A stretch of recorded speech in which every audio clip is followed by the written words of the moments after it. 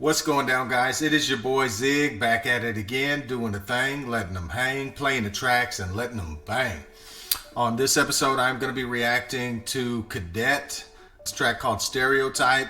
Cadet, when I first was introduced to him, obviously was through Shiro's story, which I reacted to a few weeks back.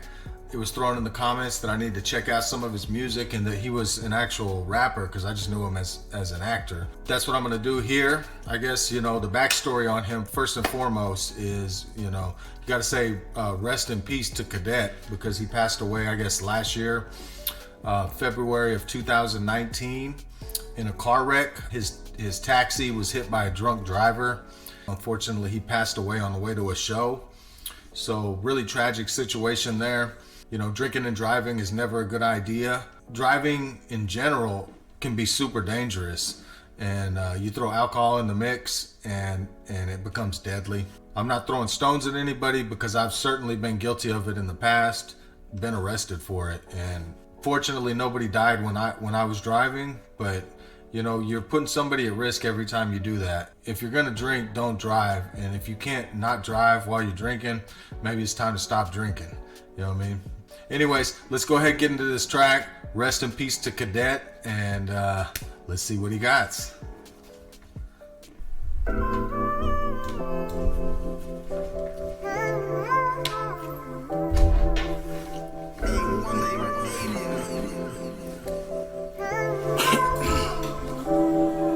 Look, I grew up on south of the Thames.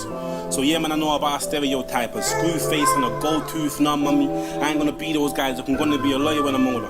Bullshit, I'm gonna live a life so nice, but now, look at all this gold in my mouth. It's fucked how I be the stereotype. I never finished college, never went uni. I've sold drugs and my credit so bad. I cheat too, I kinda like beef. And I've probably been in about 6 gangs. I like lighties, I like jewelry. And most of my man them have been jail me. I've got girls pregnant that I never loved, so I could have been a baby father as well. I got Gucci belts, I'm Muslim, and I rap like every other black boy up in the country. I ain't gonna rob nobody, believe me, real shit. I just think now hoodies are comfy. Just from what I'm hearing right now, he's basically talking about how about contradictions and stereotypes, and when he was a kid he was saying, I'm not going to grow up to be this, I'm going to grow up to be this, but now that I got older I'm into this, and it's in total contradiction to this, and basically I'm just becoming a stereotype of things that I would stereotype too. And life is like that. Life can be contradictory. You got to be careful in placing people and things and ideas into box and like fencing yourself into one thought, or fencing other people into a certain thought because of something they might have done or said, because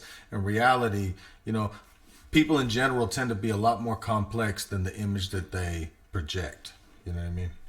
I want a sleeve tap, I drink Henny, and most of the pussy I get don't bring joy. And if Rick Ross start drinking piss, I'll be in the club like we piss boys. I got no reason for not checking my nan, and when she dies I'm gonna kick myself because what she really wants is a phone call, but I don't do it. I admit that I'm a prick myself.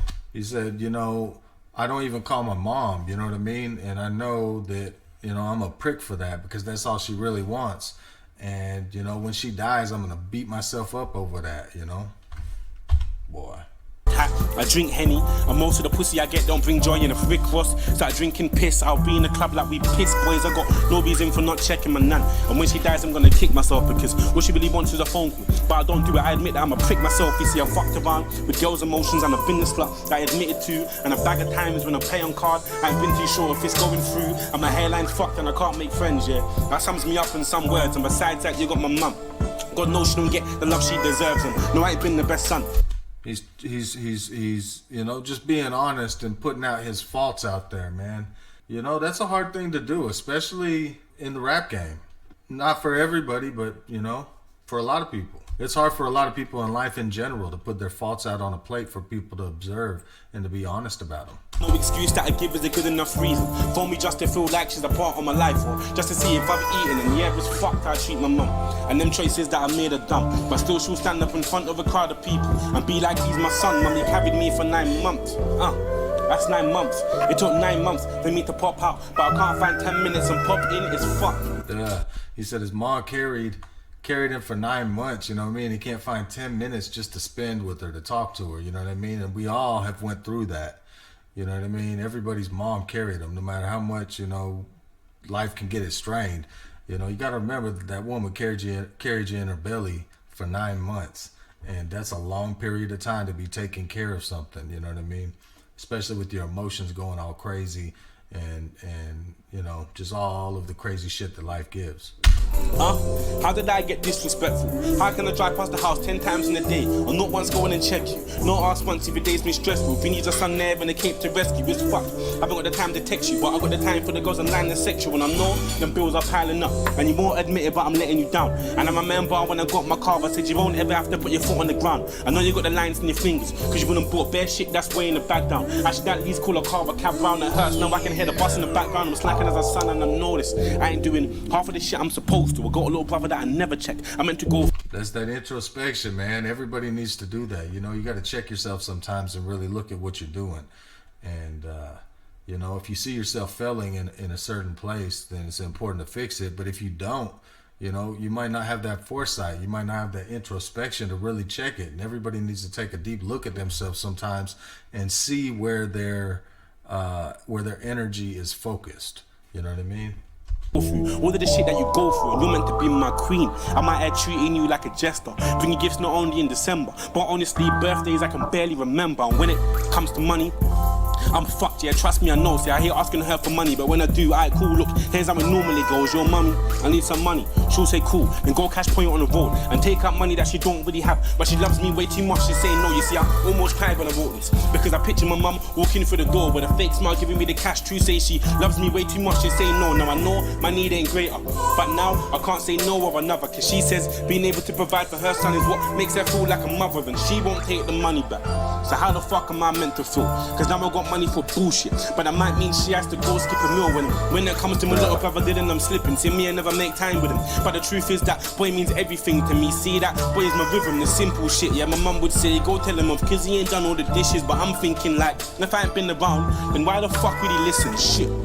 Look, I've become that stereotypical, that big bro that will buy you all the trainers, but won't sit and cool, so niggerish. For blacks, that typical issue, you know, I'll buy you football boots, but never find time to kick the ball with you, so now I gotta switch up, I gotta care a little less about getting my dicks up. Make sure the next time mum phones ring, she ain't gotta think twice about debts before she picks up music. Yeah, man, he's talking about growing up. That's what that is, you know what I mean? Yeah, hey, man, you don't just grow up once. We're constantly growing up. Look, you have to work, and if you don't, then I don't know, because I'm man enough to tell you now that I don't really want to go back to the road. You see, them niggas rap for a new chain. Don't get it twisted, I'll wear one, but that shit will come after all them bills are paid, and I can say, yo, go get your hair done. Everyone talks about stereotype. Manage your money, you know what I'm saying? Take care of what's important first before you go balling out, you know what I mean?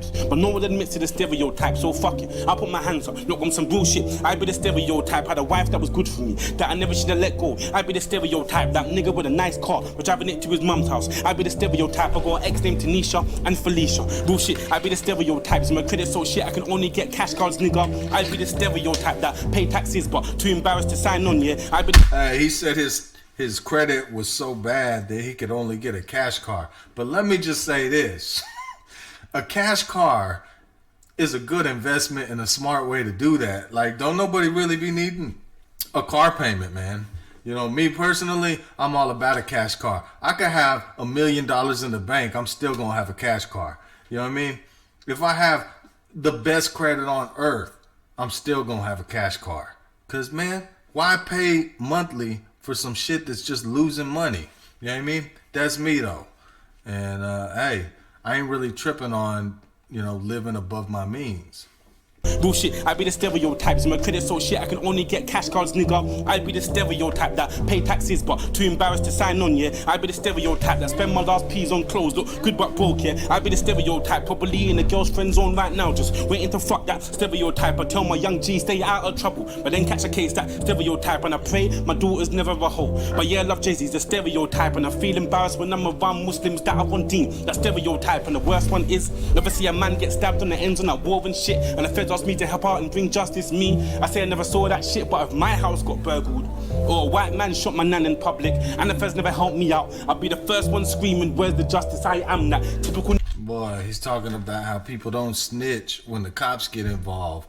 You know what I'm saying? They might have seen somebody get shot, but then when the cops came around, he ain't admitting it. But if it would have been his family that had been shot, he said if a white man had shot my family and nobody wanted to talk, I'd be screaming there's no justice. That's Stereotype, boy. Nigga, yeah, I am trying to put a good stereotype. Yeah, I am that nigga with a bop in his step. Yeah, I am cadet. I know who I am. That Stereotype. He said, I am that boy with a bop in my step. Yeah. That Stereotype. Yeah. Yeah. Shit. Hey.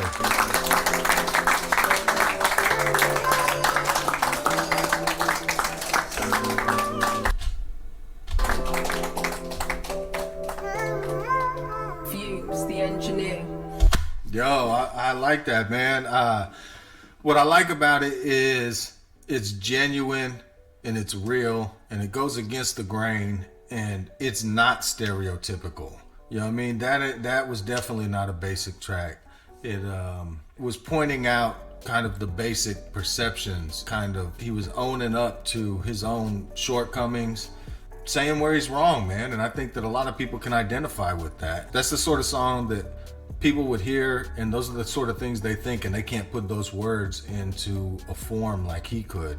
But they could jam that track and really put things in perspective. It definitely put perspective for me even, just listening to it. It's a tough situation with him being passed away, but obviously he left some jewels for us, and we're gonna delve in, we're gonna listen to him. So I appreciate y'all tuning in. Make sure to leave your likes, leave your comments, hit your subscription button. I'm going to be rolling on to the next one. I think I'm going to do a few Cadet tracks today. So, but yeah, that's what I got. Y'all be blessed. Holla.